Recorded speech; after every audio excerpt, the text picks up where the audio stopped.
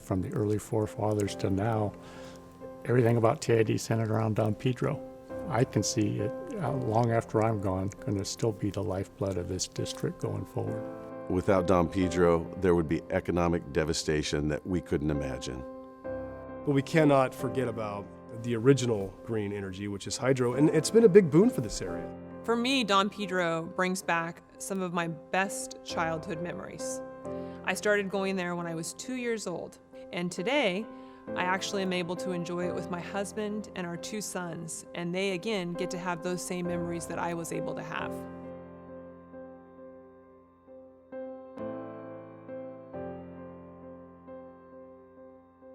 And we are trying to move away from a carbon-based energy production to a non-carbon-based energy production. Hydro, I believe, is the best form of carbon-free energy. And Don Pedro now can be used as one renewable resource to support these other renewable resources. It's kind of like a battery, if you will. We have energy stored there, and now we can release it when these other resources, wind and solar, for whatever reason, drop off.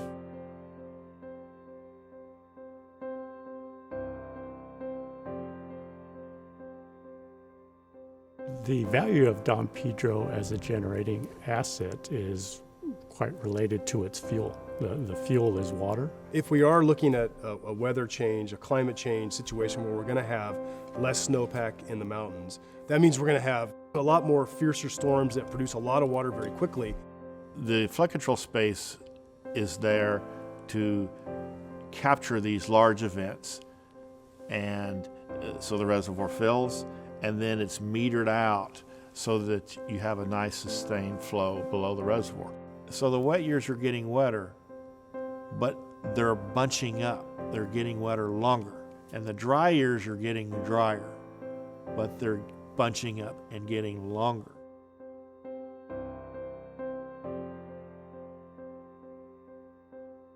One of the things I'm so thankful for is that we actually live in the Turlock Irrigation District, because through the Turlock Irrigation District, we're able to get affordable water and power for our dairy operation. Producing electricity at a very economical rate is huge for our area. We've got, I've heard numerous times of businesses that want to relocate to California. What they really look at is cheap, reliable power. As long as we have water in the facility and the unit is in operating condition, it can start and produce electricity within 10 minutes. When you think of manufacturing facilities, they want a site because of the cost of electricity and the reliability, and TID actually has both of those. And then when you look at disadvantaged communities and you think about affordability in our electric rates, I mean, that's what TID represents.